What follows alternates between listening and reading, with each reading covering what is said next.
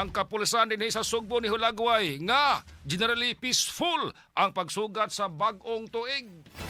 Human sa holiday season, ang sunod nga pangandaman sa kapulisan sa Dakbayan mao na usab ang maabot nga sinulog festivities sud karong buwana.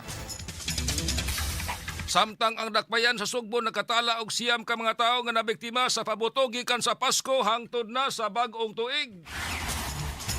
Sagad sa mga natambalan, mga minor de edad nga nag-edad og 7 hangtod 13 anyos. Sagad sa nangaangol, naigo ni sa triangle, piccolo o whistle bomb.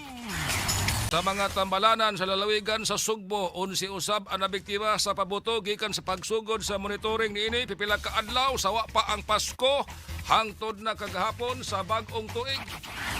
Gawa sa pipila ka mga insidente o aksidente sa kadalanan sa nagkadayang dapit sa syudad sa Sugbo, ang lain nga panghitabo nga natala atol sa bag-ong tuig mao ang pagdunggab patay sa usa ka kargador sa Barangay Ermita.